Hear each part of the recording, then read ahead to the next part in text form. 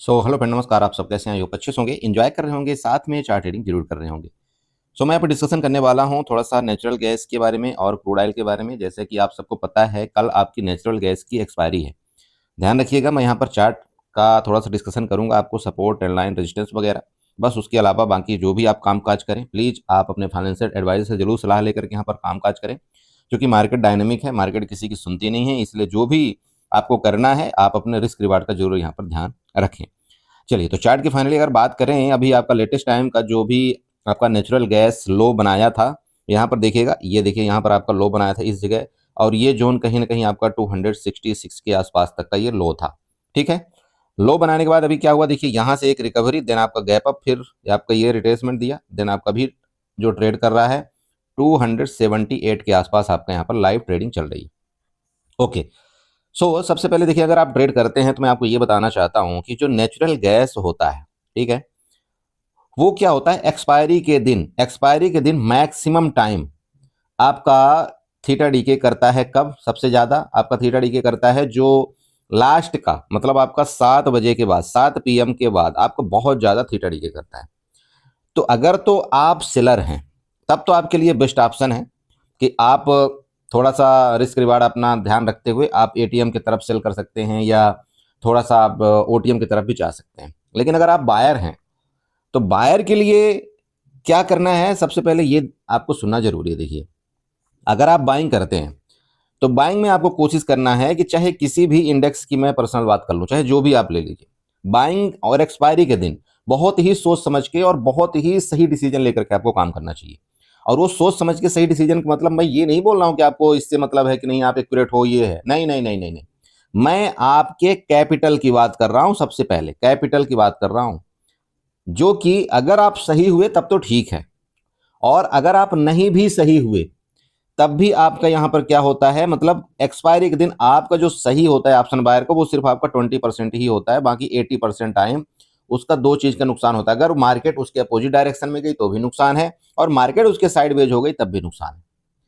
तो मैं ये बोलना चाहता हूं कि भाई, एक्सपायरी के दिन आपको ध्यान ये रखना है कि अगर मेरी प्रोबेबिलिटी सिर्फ यहाँ पर 20% की ही है, तो मुझे कैपिटल कितना यूज करना चाहिए और मुझे किस में ट्रेड करना चाहिए, ये मैं आपको बताना चाह रहा हूं। देखिए, जिसके पास कैपिटल है बहुत अच्छी बात है, अगर आप हैज करते हैं, अच्छा, मैं आपको हैज बताऊंगा। लेकिन जिसके पास कम है, तो प्लीज आप यहां पर दूसरे चीज में यहां पर आप काम कर सकते हैं। कैसे? आप सबको पता है, जो आपका नेचुरल गैस होता है ना, नेचुरल गैस वो दो तरह की ट्रेडिंग करता है। एक आपका मिनी में ट्रेड होता है, ठीक है, और एक आपका मैन में ट्रेड होता है। ये आप सबको पता है ना, एक आपका मैन में ट्रेड होता है।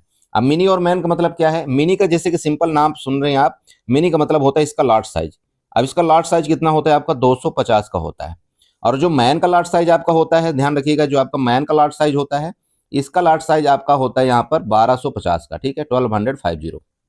ओके, तो जैसा कि लॉट साइज से ही आपको ये पता लग गया कि भाई, अगर मान लो मैं गलत हुआ, तो यहाँ पर मेरा जो लॉस जाएगा, यहाँ पर सीधे एक पॉइंट में 1250 का चला जाएगा, और यहाँ पर जो मेरा लॉस जाएगा वो 250 का जाएगा।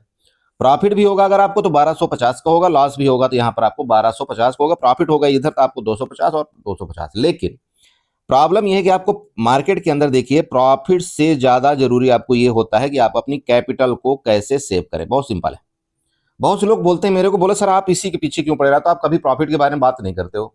अरे भाई, प्रॉफिट तो आप ऑटोमेटिक कभी ना कभी आपको सही डायरेक्ट मार्केट मिल जाएगी। लेकिन अगर आपने लॉस कर दिया, जैसे कि आज आपने देखा होगा, आज आपकी एक्सपायरी रही होगी, तो अच्छे से पता लगा होगा कि क्या किया होगा बहुत से लोगों ने। ठीक है, बहुत से लोगों ने क्या किया होगा उनको खुद पता होगा, लेकिन बहुत से लोगों ने बहुत अच्छा वहां पर डिसीजन भी लेते हैं। तो वो डिपेंड करता है कि आपके ऊपर कि आप वहां पर डिसीजन क्या लेते हैं। देखिए, ठीक है, तो मैं ये डिसीजन आपका गलत ना हो जाए, इस वजह से मैं आपको ये बता रहा हूं कि कोशिश आपको ये करना है कि ये वाले डायरेक्शन में आपको जाना है, मिनी की तरफ। आपको मैन की तरफ थोड़ा सा अवॉइड करना है।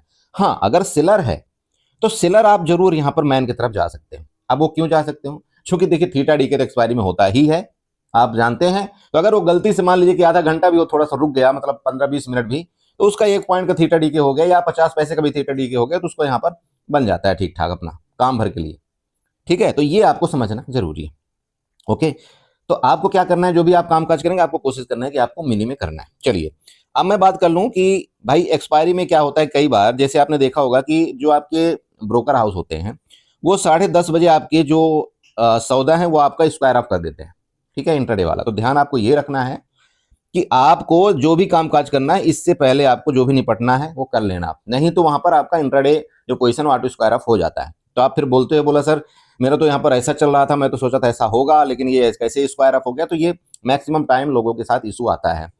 अब मैं एक मेन आपको बात बताना चाहता हूँ। देखिए, अगर आप सेफ प्लेयर आप हैं, अगर आप थोड़ा सा सेफ ट्रेड करना चाहते हैं तो आपको क्या करना है वो थोड़ा सा समझिएगा। कैपिटल आपकी देखिए रिक्वायरमेंट होती है इसमें, बट आपको हैज कैसे करना है वो थोड़ा सा आपको समझना है। देखिए, सबसे पहले मैं बात कर लूँ रेजिस्टेंस की। मान लीजिए कि आपका एक ये रेजिस्टेंस है, मान लीजिए कि एक रेजिस्टेंस ये है, ठीक है। सपोर्ट की मैं बात करूँ तो मान लीजिए कि आपका ये वाला सपोर्ट है, ये वाला सपोर्ट है। आपको लगेगा कि भाई ये आपका एक रेंज है अभी जहां पर आपका नेचुरल गैस आपका चल रहा है। इस रेंज का ब्रेकडाउन करता है मान लीजिए, तो आपको लगता है कि यहाँ तक का एक सपोर्ट जोन बन रहा है मान लीजिए, ठीक है।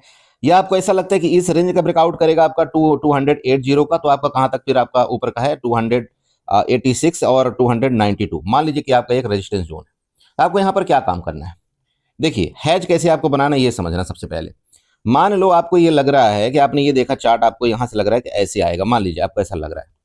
तो यहां सबसे पहले आपको क्या करना होता है, देखिए जो एटीएम की होती है ना, एटीएम, ठीक है, जो एटीएम होता है उसकी आपको पुट की तरफ जाना होता है, क्या पुट बाई करना होता है, ठीक है, एटीएम की। और जो आपका थोड़ा सा एटीएम से जस्ट थोड़ा सा आपका दूर है, जैसे मान लीजिए कि एटीएम का पुट का रेट मान लीजिए आपका यहाँ पर चल रहा है 7 रुपए, ठीक है, या मान लीजिए कि 8 रुपए चल रहा है एटीएम का पुट जो कि आज चल रहा है। तो एटीएम के आप क्या करेंगे, यहाँ पर मान लीजिए कि पुट बाई कर सकते हैं। और उसके बाद आपको क्या करना है, हैज करना है। क्या करना है आपको, हैज करना है। बिना हैज के बिल्कुल डायरेक्शनली आपको वो नहीं जाना है, आपको यहाँ पर हैज करना है। अब हैज के लिए क्या करेंगे आप, यहाँ पर जो मान लीजिए कि पुट आपका लगभग 5 से 6 रुपए के बीच आपका चल रहा होगा, ठीक है, कितना, 4 से 5 के बीच में, ध्यान रखिएगा 4-5। तो ये जो आपका लगभग 5 रुपए के आसपास आपका ओटीएम चल रहा होगा पुट का रेट, उसको आपको क्या करना है, यहाँ पर उसको सेल करना है। क्या करना है, उसको सेल करना है। तो आपने क्या किया बताइए, आपने पुट बाय किया, उसके बाद ओटीएम की पुट आपने क्या कर दिया, सेल कर दिया। अब यहां पर क्या होगा, चूंकि मार्केट अगर आपने सोचा कि यहां पर मेरे डायरेक्शन में जाएगी, तो आपका जो एटीएम का जो आपका रेट होता है ना थोड़ा तेजी के साथ बढ़ता है, चूंकि आपने ये डेल्टा कौन सा बाय किया हुआ, आपने 0.50 डेल्टा आपने बाय किया हुआ है। लेकिन ओटीएम का जो डेल्टा आपने सेल किया हुआ है, मान लो हो सकता है आपने यहाँ पर 0.30 डेल्टा का आपने ओटीएम सेल किया हुआ है, ठीक है। तो यहां इसका रेट उतना तेजी के साथ नहीं बढ़ेगा जितना आपका ये पुट का रेट बढ़ेगा, ओके। अब मान लीजिए कि आपकी अपोजिट मार्केट, मान लीजिए हो सकता है आपने यहां पर कुछ बनाया और आपकी अपोजिट जाने लगी मार्केट, तो थोड़ी देर तक आप वहां पर वो लॉस नहीं देगा। क्यों, क्योंकि मार्केट अगर एटीएम की तरफ मान लीजिए कि आपका अपोजिट मूव करता है, तो एटीएम का जो ऑप्शन है अगर वो माइनस होता है, तो जो ओटीएम आपने सेल कर रखा है तो वो भी आपका माइनस होगा बहुत तेजी के साथ। क्योंकि एक्सपायरी के दिन आपका क्या होता है कि जो ओटीएम के ऑप्शन है वो बहुत जल्दी के साथ आपके गलते हैं, आपको ये समझना है। तो वो आपका थीटा डीके करेगा, ठीक है भाई। आपने जो सेल किया है उसमें क्या होगा, वो आपका आपके डायरेक्शन में जाएगा ना, क्योंकि आपने पुट को सेल किया। मान लो मार्केट आपके ऊपर जाती है, तो आपने यहाँ पर पुट को सेल किया तो क्या होगा, इसका प्राइस कम होगा ना जो सेल किया है। तो जितने पॉइंट आपका कम होगा तो आपका आपका हुआ। बस ये होगा कि जो आपने एटीएम यहाँ पर बाई किया तो उसमें आपको लॉस होगा। तो ये प्लस माइनस जो आपके लॉस और माइनस मतलब प्लस है वो इतने ज्यादा आपके बड़े नहीं होंगे कि आपको वहां पर दिक्कत होगी। अब अगर मान लीजिए कि साइड वेज हो गई तो आपको क्या होगा कि लगभग आपका ओवरऑल बराबर ही रहेगा, ठीक है। ये हो गया। अब दूसरा कंडीशन यहाँ पर बताते हैं। मान लीजिए आपको लगता है यार मार्केट यहाँ से सपोर्ट ले रही, मार्केट इसका ब्रेकआउट करेगी तो ऊपर जाएगी, तो यहाँ पर आप क्या करेंगे, यहाँ पर आपको क्या करना होता है, जैसे मान लीजिए कि इस जगह आपका मार्केट आया, अब आप यहाँ पर 280 का आप यहाँ पर सी बाई करेंगे, जिसका मान लीजिए कि एटीएम है, हो सकता है उसका रेट आपके यहाँ पर 9 रुपए चल रहा हो। उसके बाद आप करेंगे उसके ओटीएम, थोड़ा सा आप ओटीएम में सी जाएंगे, और जिसका रेट मान लीजिए यहाँ पर 5 से 6 रुपए चल रहा होगा, 5 से 6 रुपए, उसको आपको सी को क्या कर देना है, आपको यहाँ पर सेल करना है, ठीक है। तो सबसे पहले आपने एटीएम बाई किया, उसके जस्ट बाद आपने एटीएम, उसके बाद ओटीएम को सेल कर दिया, ये आपका एक हैज बन गया।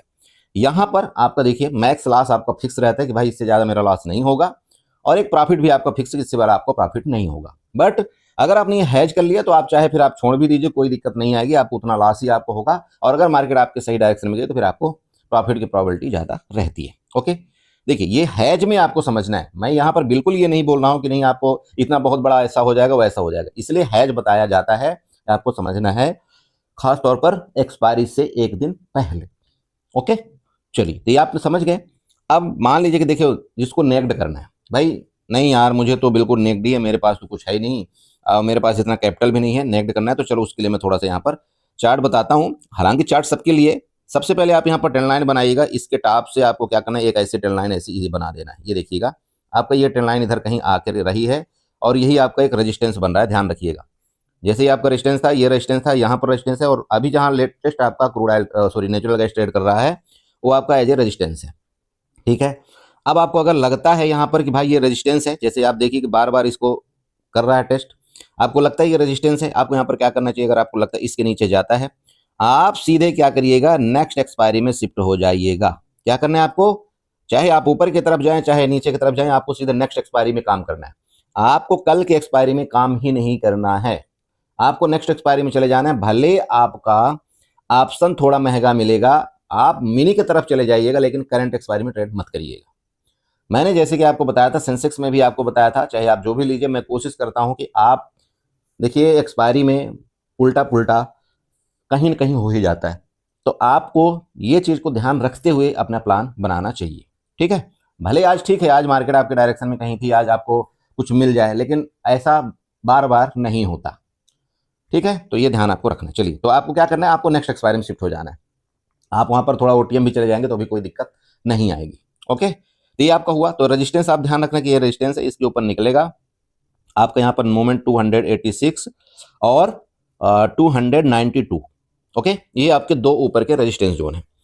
अब नीचे की बात कर लें, अगर इसका नीचे का ब्रेकडाउन करते हैं, मान लीजिए आपका ये रेंज है, नीचे का ब्रेकडाउन करता है, देखिए जहां से आपके ये वाले बायर एक्टिव हुए थे, आपके 272 के आसपास आपका पहला सपोर्ट जोन है, और अगर इसके नीचे फिर फर्दर जाता है तो फिर देखिए जहां से आपका ये वाला 266, ये दो जोन आपके इसके हैं, मतलब नेचुरल गैस के सपोर्ट जोन। समझ रहे हैं? तो ये दोनों जोन को आपको नोट करके रखना है। हालांकि देखिए, क्योंकि यहां से आपका मार्केट में बुलिश हुआ, बायर एक्टिव हुए हैं, तो हो सकता है जैसे ये बन रहा है अब यहाँ पर आपका टाइम पास कर रहा है, तो अगर इसका ब्रेकआउट करके ऊपर निकलता है तो मे भी चांस है, देखो आपका जो रेजिस्टेंस है नेक्स्ट आपका 286 और 292 का आपका रेजिस्टेंस दिखा सकता है। और वो रेजिस्टेंस कहाँ तक के हैं ये देख लीजिएगा, आपका ये पहला रेजिस्टेंस यहाँ पर है 286 के आसपास। अगर इस रेजिस्टेंस का फर्दर ब्रेकआउट करता है तो जैसे कि मैंने आपको बताया है कि 292 और 200 ये वाला, ये देखिएगा यहाँ आपका लगभग 295 92 के आसपास आपका ये रेजिस्टेंस आ रहा है ऊपर के लिए। ठीक है, तो ये दोनों आप दो तीन रेजिस्टेंस यहाँ पर बना के रखिएगा। पर फिलहाल के लिए ये ध्यान रखिए कि जब तक आपका इसका क्लियर ब्रेकआउट करके ऊपर नहीं टिकता, जैसे ये देखिएगा मार्केट गिरी थी, फिर आपका अप डाउन किया था, फिर फर्दर नीचे आया, तो यहाँ पर ये भी ध्यान रखिएगा अभी मार्केट ऊपर तो निकलने की कोशिश करे, लेकिन इसको क्लियर ब्रेकआउट करके जब निकले तभी हम यहाँ पर कोई कार्रवाई आगे के लिए करेंगे। ठीक है, चलिए, तो ये आपका ये हो गया नेचुरल गैस का। अभी और अगर आप ट्रेंड लाइन यहाँ पर कुछ ना कुछ ढूंढना चाहते हैं, देखिए ट्रेंड लाइन आप ढूंढ सकते हैं, क्योंकि ट्रेंड लाइन कहीं ना कहीं अच्छा काम करती है मार्केट के अंदर, ये मैंने मैक्सिमम टाइम देखा हुआ है।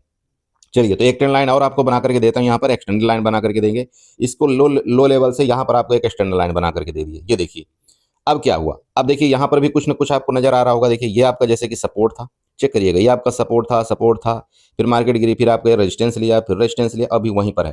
तो ये जोन जो है ना, एक बड़ा खतरनाक वाला जोन है, इसलिए मार्केट आपकी बहुत देर तक वहां पर ट्रेड कर रही है।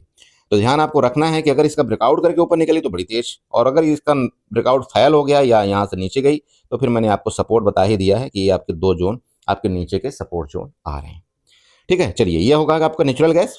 चलते हैं थोड़ा सा क्रूड ऑयल में देखते हैं, क्योंकि क्रूड ऑयल की एक्सपायरी आपकी नेक्स्ट मार्च की स्टार्ट हो चुकी है।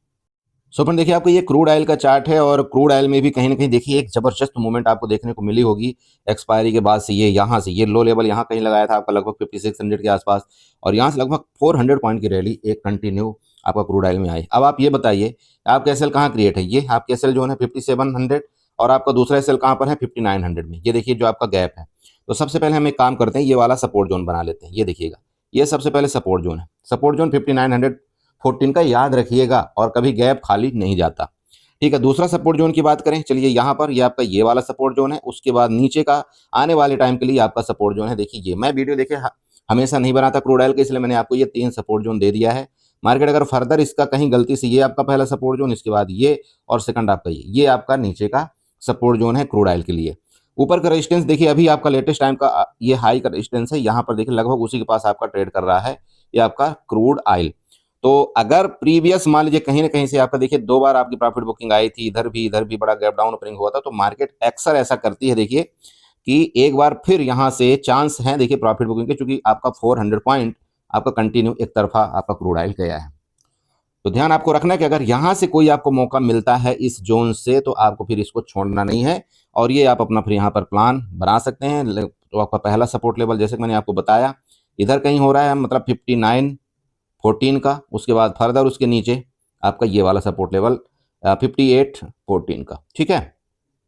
अब ये कब आपका मूवमेंट बड़ा आ सकता है, देखिए जब आपका ये वाला हाई ब्रेकआउट करे, जो प्रीवियस आपने देखा होगा आपका हाई है, अगर इसका ब्रेकआउट करेगा तभी आपका मूवमेंट अच्छा आएगा। लेकिन सबसे प्रॉब्लम क्या है, देखिए क्रूड ऑयल में भी ट्रेड करने में लेटेस्ट 2-4 दिनों के लिए आपके ऑप्शन क्रेट बहुत ज़्यादा बढ़े हुए हैं, तो यहाँ पर आपकी कैपिटल बहुत ज़्यादा लगने वाली है। तो आप देखिए अगर आपको सुटेबल लगता है तो आप ट्रेड कर सकते हैं। फिलहाल के लिए मैं यहाँ पर कुछ 4-5 दिनों का यहाँ पर आपका क्रूड ऑयल में थोड़ा सा मैं इसको अवॉइड करूँगा, क्योंकि जब लिक्विडिटी ज़्यादा नहीं होती ना तो फिर आपको ज़्यादा ऑप्शन में ट्रेड नहीं करना चाहिए। बाकी आप करना चाहते हो तो आपकी इच्छा है। चलिए तो ट्रेंड लाइन बनाएंगे। सबसे पहले यहाँ से एक एक्सटर्नल लाइन उठा करके ऐसे करेंगे, देखिएगा ये वाला, देखिए इसके जोन से ऐसे एक एक्सटर्नल लाइन उठाएंगे, यहाँ पर देखिएगा। अब ये एक्सटर्नल लाइन से आपको क्या यहाँ पर दिखाई दे रहा है भाई, कि आपका प्रीवियस रेजिस्टेंस था, ये देखिएगा यहाँ पर आपका रेजिस्टेंस दिख रहा होगा, ये भी रेजिस्टेंस था और उसी रेजिस्टेंस के पास आपका ये क्रूड ऑयल अभी ट्रेड कर रहा है, ठीक है। तो ये अभी आपको रेजिस्टेंस मिल गया। सपोर्ट जैसे कि मैंने आपको बता ही दिया कि सपोर्ट आपके 3-4 हैं, उनको आपको नज़रअंदाज नहीं करना चाहिए। बस क्रूड ऑयल में फिलहाल के लिए इतना ही बताऊंगा। बाकी वीडियो में आपको निफ्टी बैंक निफ्टी वगैरह की मैं आपको अभी थोड़ी देर में बना करके दे दूंगा। तब तक के लिए आप यहाँ पर नेचुरल गैस में देखिएगा, अगर आपको सही डायरेक्शन मिलता है तो आप अपना उस हिसाब से प्लान बना सकते हैं। चलिए वीडियो अच्छी लगी चैनल को जरूर सब्सक्राइब करिएगा, वीडियो को लाइक करिएगा, साथ में कमेंट जरूर करिएगा। चलिए बाय बाय एंड एंजॉय करिए।